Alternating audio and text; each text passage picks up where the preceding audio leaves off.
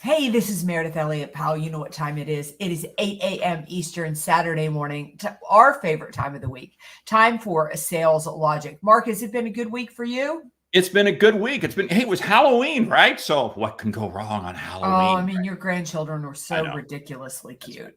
So cute. All right, we got a good show. I mean, Halloween sort of kicks off the holiday season, and that's what we're going to be focused on today. So let's go ahead and start the video and get this show rolling. Prospect with integrity, we will get customers who have integrity. Integrity is the foundation from which everything is built on. You better understand value. But at the end of the day, sales is a relationship business. It is a people business. It is an emotional business.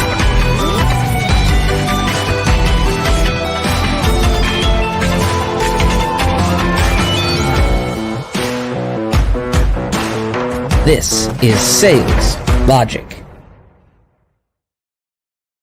Where we dive into the strategies, discuss the steps, everything that you need to know to be more effective at this important skill of sales. Now, before Mark tells you what we've got on tap for today, I always like to tell you how the show works because we want to invite you, the audience, to ask questions. And you have been asking some great questions lately. It really tells us how to create a very relevant show. So if you have a question, go to saleslogicpodcast.com, put it in there. We will make it, we will feature you right here on the show. We cover a book, a hot topic, and because we want you to leave with return on investment, we cover a lightning round. So Mark, what's up for today? Well, we're going to be talking about how do you prospect during the holiday season because it's upon us and so many people shut down. You don't need to. We're going to share some strategies. The question this week comes from one of our mastermind members, Bill King, here in Texas. He says, hey, what advice do you have for prospecting around the holidays? I know because he was asking me because he leads a sales team. And how do you keep them engaged? So, hey, I threw that question into the Sales Logic brain, and it came back with a number of things, but a couple I'm going to highlight on it. It said during the holiday season, you really got to focus on building relationships because the tone and the tempo does change. So focus on building relationships. And the other thing is be flexible with timing because meetings won't always occur when you want them to. So you got to give it a little bit of grace, a little bit of flexibility there. But there's a lot of other things that we can talk about. So why don't you jump in? What are some things, strategies to prospect around the holidays? Yeah, I think the very first thing that you need to do is to be proactive and to be mindful about it. We're filming this on November 2nd. It's such good timing. I'm so glad Bill King asked this now because I would really take this next week. If you're listening to us right now, really take this next week and be mindful about who you're going to call on, when you're going to call on.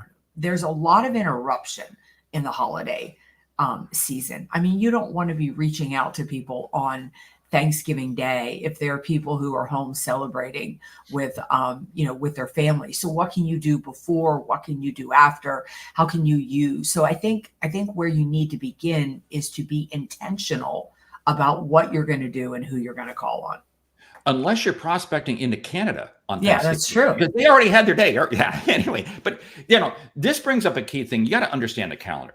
And this year in particular, we got New Year's falls on a Wednesday, Christmas falls on a Wednesday. We got different holidays on. So it's going to be an unusual calendar, which means you got to sit down now and plan out your calendar because okay, there are certain days that you're undoubtedly going to take off, certain days. What days is your company going to be closed? For many businesses, it's the end of the fiscal year. So when is the last date to get credit terms set up? When is the last date to get credit applications in? Same thing with customers you're selling to. If you're selling to a new customer, when can they accept shipments? When can they not? There's so many factors. And these are things that you got to sit down right now at the 1st of November and plan out that calendar because otherwise you're going to get caught short. And you're going to be wondering what happened. Yeah, I would also say that I would focus on customers that have budget that needs to be used. I was driving down the road yesterday and I saw a billboard a sign outside of a dentist office that said, use your benefits or lose your benefits. That a lot of people have dental insurance and it'll renew at the beginning of the year. Well, it's the same for us. I've got a client that has X amount of budget in training that they've got to use before the end of the year. So it's a great time to allow them to buy something, even if you're going to deliver in 2025. But go through your prospect list, go through your customer list, and really think about budgets and who might have more information at that time, more ability or more need to spend money. That's so key, because at the end of the fiscal or the end of the calendar year is the end of the fiscal year for many, many businesses, but it's not for others. Look at government, the federal government. They just flipped the calendar. They just literally flipped the calendar out. A lot of state governments did too. So that changes their spending. There's also businesses that don't have their fiscal year in until the end of January, the end of February. Understand that, because again, this is going to help you in terms of managing how and when and where you spend your time. It also is going to help you determine who most likely is going to be willing to take a meeting with me. Because again, like if you're in the dental industry, if you're in medical, I've got a daughter and a daughter-in-law that works in the medical industry, and the end of the year, it's zoo time because people are using up their benefits. So again, that's an industry that probably off the table for you or a little more difficult to get into. So understand those seasonal flows of the industries you sell into.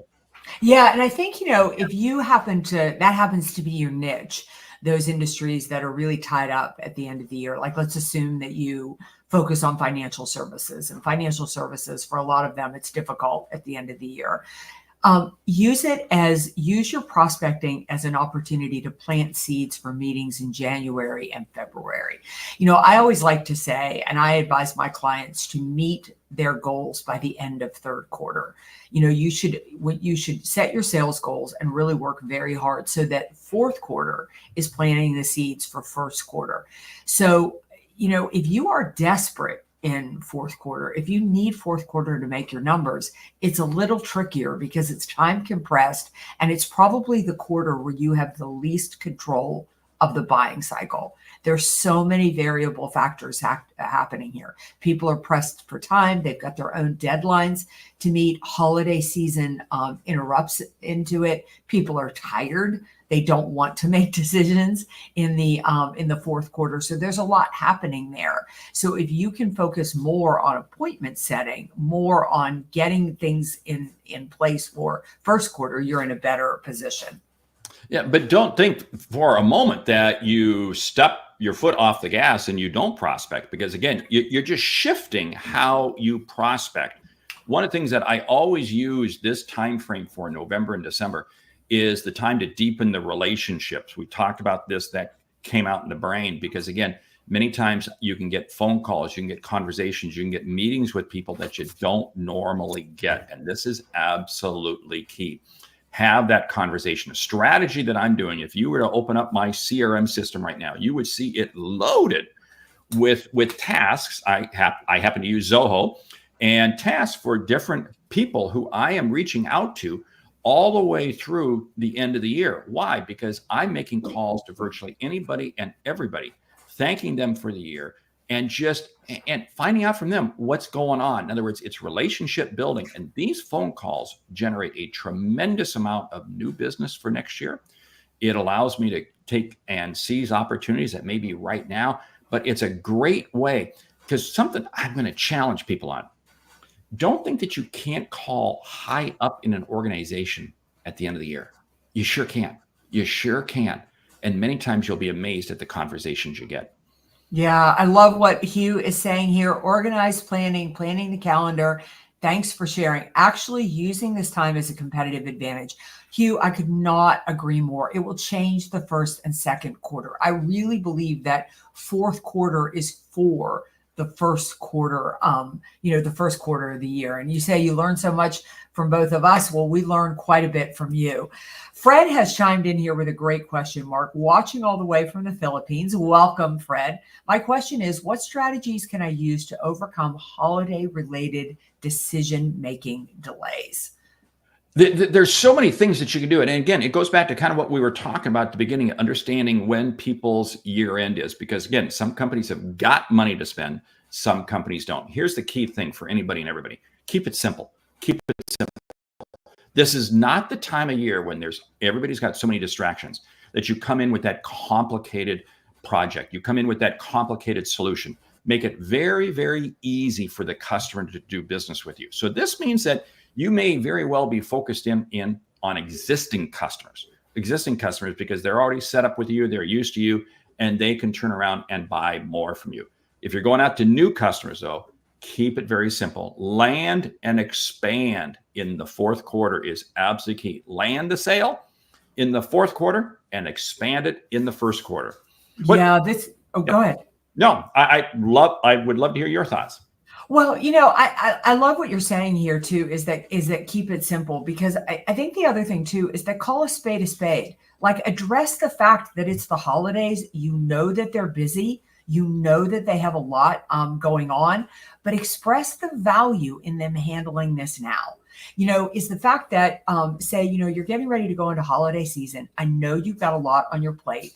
I want to help you make a decision that's going to position you for success as soon as you come back in first quarter. I always say to people, I want to handle things now. I want to help you handle things now so that when you come back January 1, we're already moving. And if we delay, it's going to be 2 weeks into January before you get started, and you're already going to be behind. Couple that with what Mark said. In the holiday season, any lifting you can take off the customer, the better off they're going to be. My November and December are so busy. They are packed. And I was dealing with a vendor, and something I want to purchase is a significant buy. And they sent me this massive questionnaire of what I've got to fill out. I'm not doing it. I have no time. I have no interest. I am not doing it. And they are going to blow the sale because of it. The other thing is, so much on that questionnaire they could fill out for me. They could have sent it 80% populated and would have made my life easier, and I would have done 20%. So address the fact that they're busy, do the heavy lifting, and create the value. See, that brings up the point. It's so much about keeping it easy. Make it easy for the customer. Hey, I love Brad. Brad jumps in. He's saying planning ahead in sales isn't just about mapping the road. It's about paving it. Yeah, well-crafted sales strategy is setting a GPS. Yeah, here's what I'm going to suggest. Now, this is the worst possible year in terms of calendar timing for the end of the year because of the way Christmas and New Year's falls, because it falls on Wednesday. So you're going to see a lot of the whole week's gone. Those 2 weeks are going to be shot.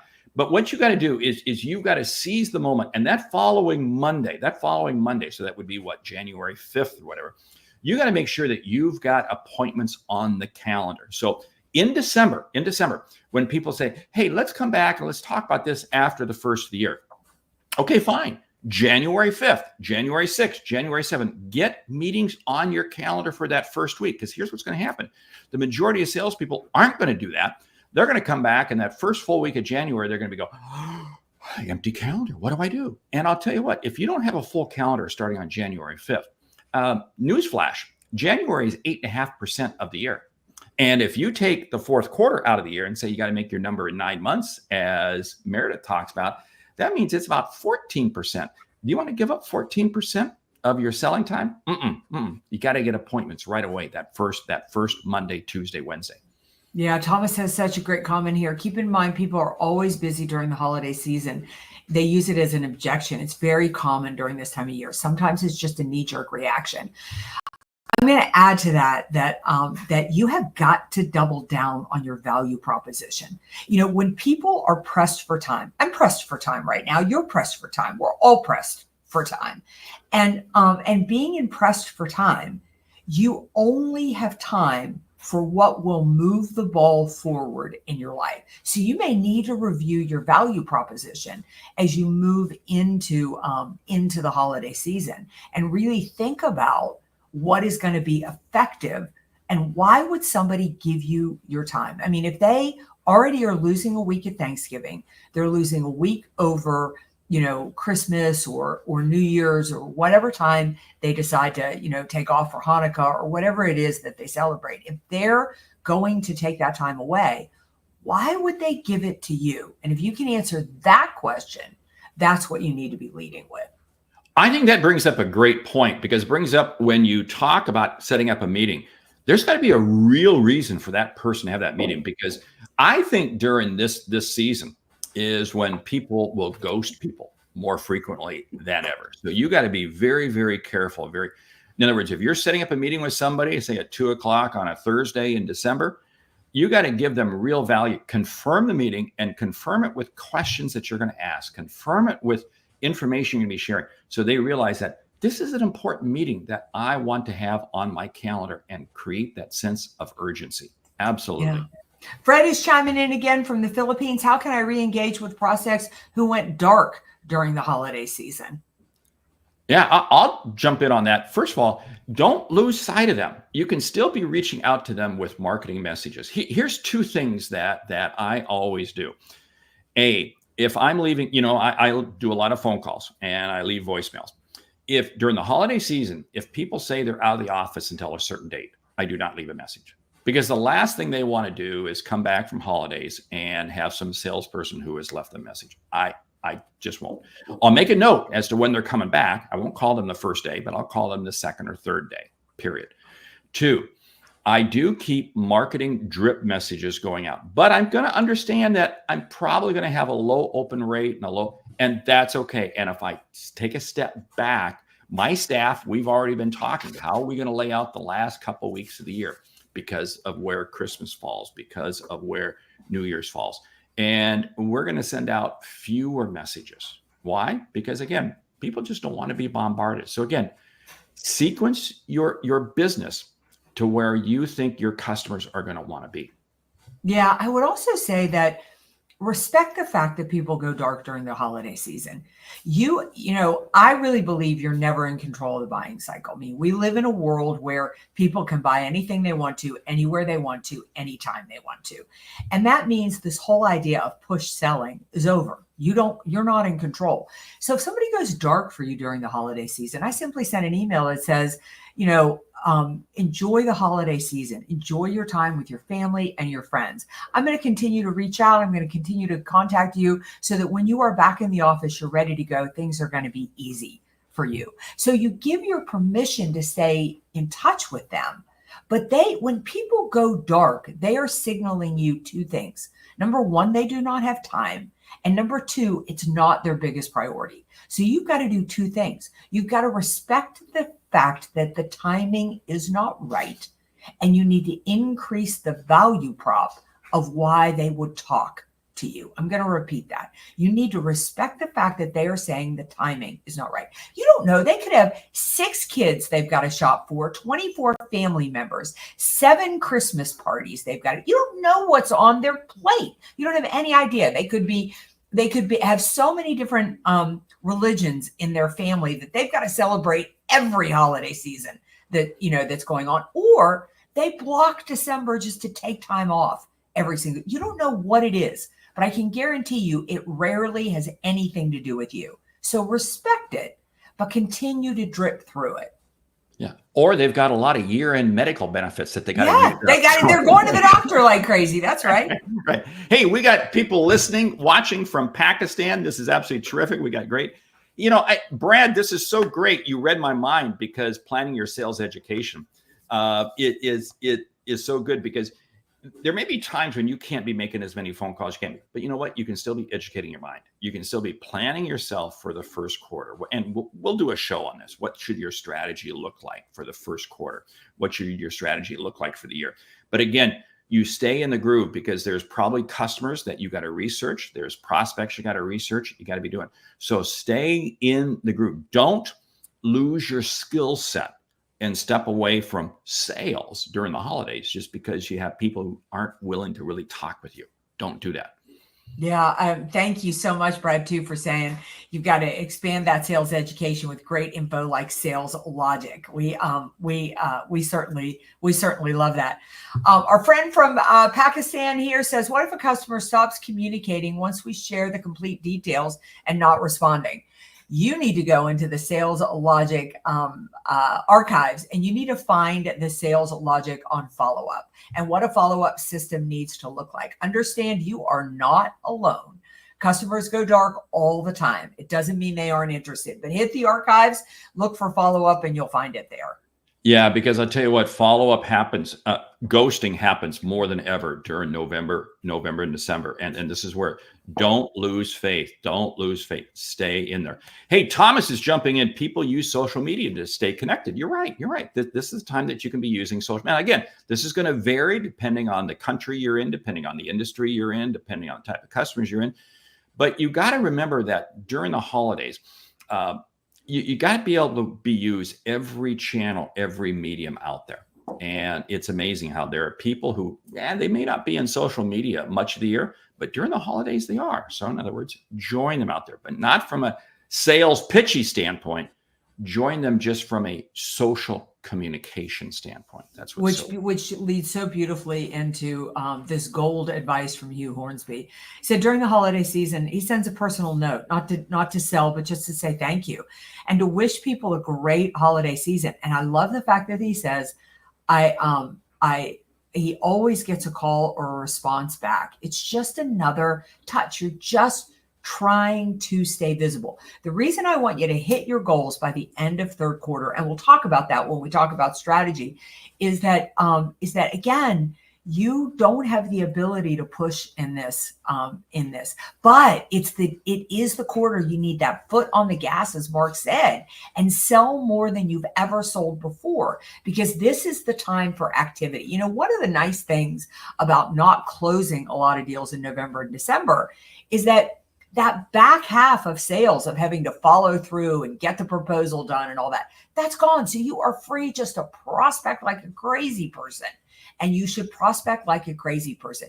The other thing I'm going to say is understand that most of your competitors are drinking too much, or going to too many parties, or they're taking their foot off the gas. So it opens the market for you.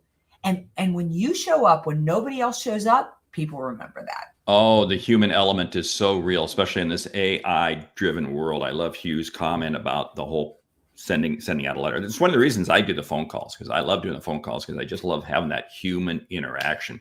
Natalie, another mastermind member, serve first, and if you don't hear back, it's just one step closer to someone who will respond. Exactly. There are so many opportunities out there. Here's the whole thing, though, during the holiday season. Don't get discouraged. Do not get discouraged. There's so many opportunities.